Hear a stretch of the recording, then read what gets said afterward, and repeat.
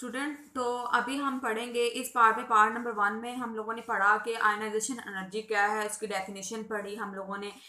उसका जो है इक्वेशन पढ़ी, उसके बाद हम लोगों ने उसका यूनिट पढ़ा। उसके अंदर आपको पता है आयनाइजेशन एनर्जी का यूनिट है किलो जूल मोल माइनस 1। उसके बाद हम लोगों ने first ionisation energy, second ionisation energy, third ionisation energy पढ़ी। हमें पता है कि फर्स्ट, सेकंड और थर्ड का किस तरह, मैंने आपको बताया कि थर्ड की एनर्जी सबसे ज़्यादा होगी एज कम्पेयर टू सेकंड, और सेकंड की ज़्यादा होगी as compare to first ionisation energy. तो अब हम पढ़ेंगे इस वीडियो के अंदर, पार्ट 2 के अंदर, के फैक्टर्स कौन कौन से हैं जो आयनाइजेशन एनर्जी को इफेक्ट करते हैं। ठीक है, तो अब हम जो है इसकी हेडिंग दे देते हैं कि factor affecting ionisation energy. Factor affecting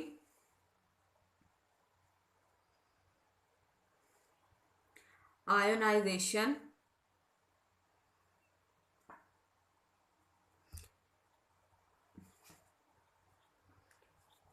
energy. अब सबसे पहले स्टूडेंट्स, आप जब भी पीरियोडिक टेबल को देखेंगे तो आपका सबसे पहले जो है हम न्यूक्लियस की बात करते हैं। न्यूक्लियस क्या है या न्यूक्लियर का चार्ज क्या है। तो इसमें सबसे पहला जो फैक्टर आएगा ना वो हमारा होगा न्यूक्लियर चार्ज। सबसे पहला फैक्टर होगा हमारा effective nuclear charge. Effective nuclear charge का मतलब होता है कि वो चार्ज जो आउटर मोस्ट इलेक्ट्रॉन जो है फील कर रहा हो, या आउटर मोस्ट इलेक्ट्रॉन पर जो ग्रिप होगी न्यूक्लियस की, उसको हम कहेंगे इफेक्टिव न्यूक्लियर चार्ज। दूसरा हमारे पास फैक्टर आ जाता है स्टूडेंट्स, हमारा जो है एटॉमिक साइज।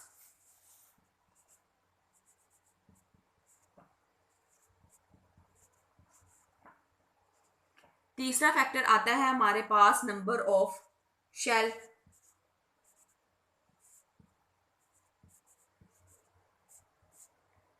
और चौथा हमारे पास आ जाता है शील्डिंग इफेक्ट।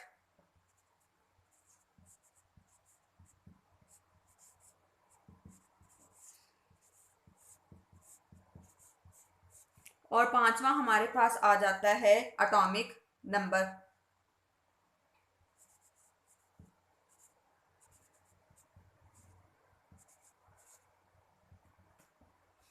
अब सबसे पहले तो हम लोग देखेंगे कि ये जो 5 मैंने अभी लिखे हैं इनका ट्रेंड क्या है न्यूक्लियस के, सॉरी, पीरियोडिक टेबल के अंदर। अब इफेक्टिव न्यूक्लियर चार्ज की बात की जाए तो मैं अभी जो है पीरियड होगा, पीरियड में उसका ट्रेंड बताऊंगी कि पीरियड में वो बढ़ता है या कम होता है। तो अब इन सब का हम बारी बारी देख लेते हैं कि पीरियड में कम होते हैं या बढ़ते हैं, और ग्रुप में इनका क्या जो है ट्रेंड है। तो इफेक्टिव न्यूक्लियर चार्ज की बात की जाए स्टूडेंट, तो इफेक्टिव न्यूक्लियर चार्ज जो है वो हमारा पीरियड में बढ़ेगा। पीरियड में क्या होगा, हमारा इंक्रीज होगा, और ग्रुप में हमारा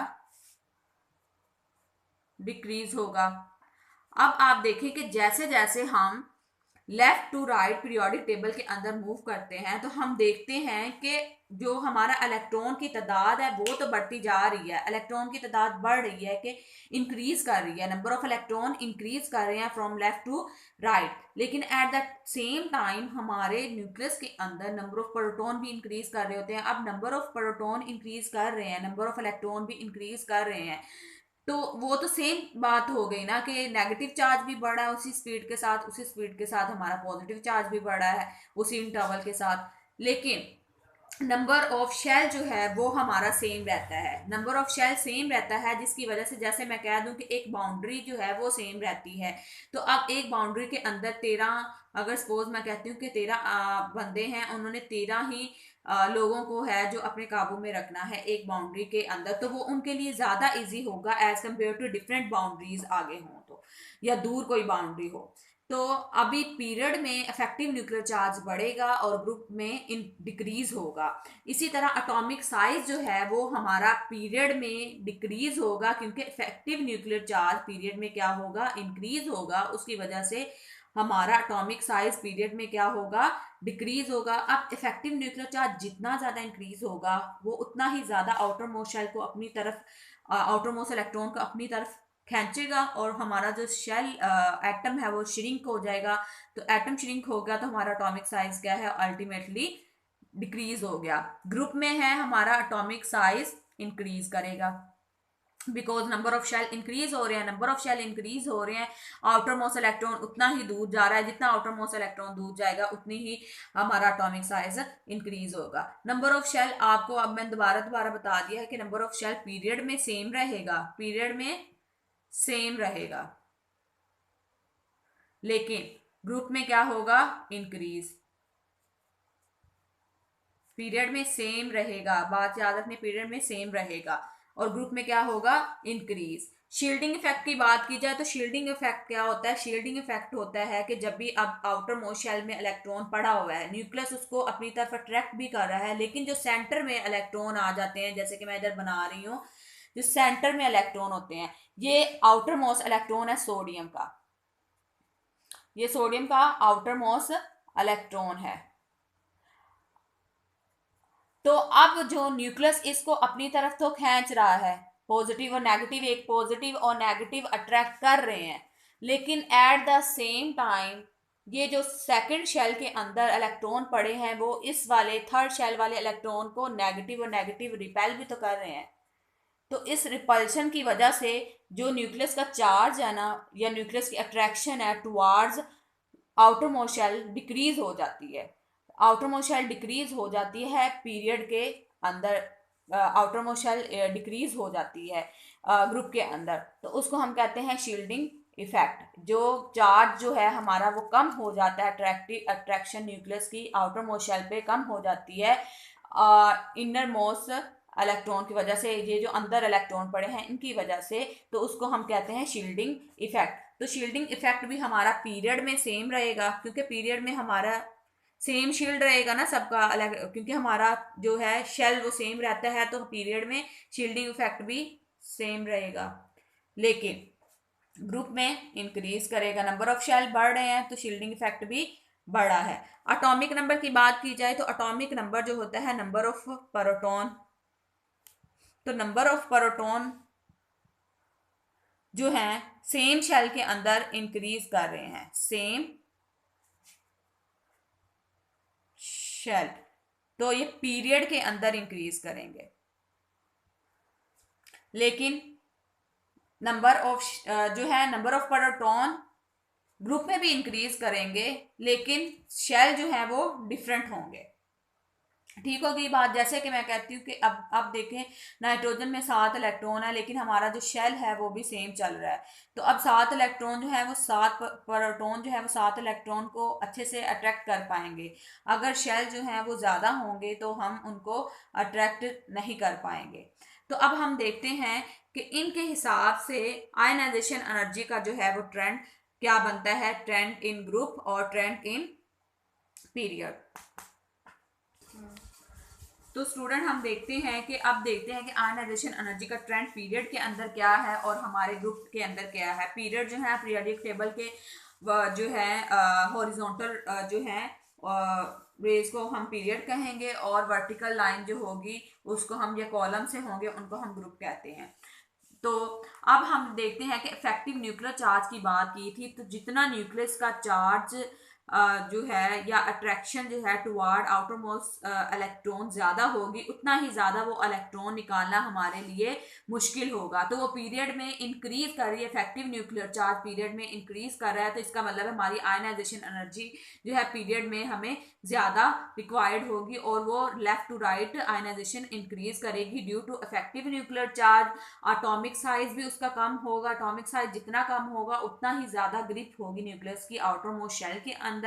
नंबर ऑफ शेल जितना ही कम, नंबर ऑफ शेल सेम रह रहा है, at the same time number of shell same रह रहा है, हमारा शील्डिंग इफेक्ट भी हमारा सेम रह रहा है, एटॉमिक नंबर भी इंक्रीज कर रहे हैं, एटॉमिक साइज भी इंक्रीज कर रहा है, इफेक्टिव न्यूक्लियर चार्ज भी हमारा इंक्रीज कर रहा है पीरियड के अंदर। तो हम देखेंगे कि जब भी किसी चीज का साइज कम है और न्यूक्लियस की अट्रैक्शन भी हमारे आउटर मोस्ट शेल पर ज्यादा है, तो उसकी वजह से जो है हमारी आयनाइजेशन एनर्जी जो है वो पीरियड के अंदर इंक्रीज करेगी। तो आयनाइजेशन एनर्जी जो है इंक्रीज करेगी from left to right, increase from left to right, because effective nuclear charge,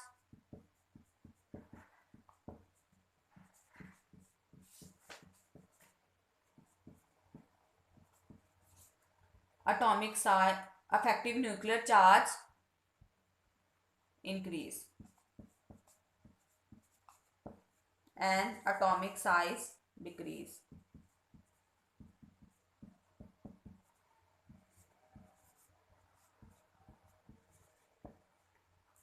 आप देखेंगे कि ट्रेंड ग्रुप में के अंदर क्या होगा। जाहिर बात है कि अगर उसका trend left to right period के अंदर इंक्रीज कर रहा है तो ग्रुप के अंदर वो क्या करेगा, डिक्रीज करेगा।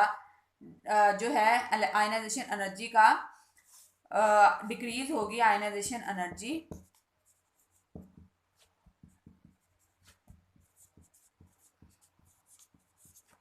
Decrease from top to bottom.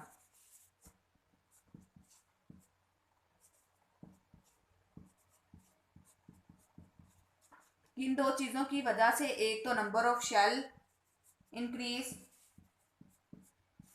जिसकी वजह से शील्डिंग इफेक्ट इंक्रीज,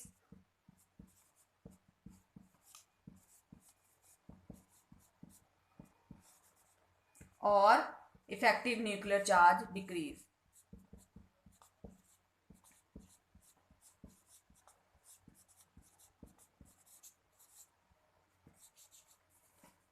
तो स्टूडेंट ये था हमारा आयनाइजेशन एनर्जी का टॉपिक। तो ये मैंने 2 पार्ट्स में बनाया है। अगर आपको कहीं से समझ नहीं आती तो आप कमेंट सेक्शन में पूछ सकते हैं, और उसके अलावा अगर कोई और टॉपिक समझ में नहीं आता तो आप मुझे सजेस्ट कर सकते हैं, मैं अगली वीडियो उस पर बना दूंगी। अगर आपको वीडियो अच्छी लगे तो इसको लाइक करें, तो चैनल को सब्सक्राइब करें और बेल आइकन को दबा दें। अल्लाह हाफिज़।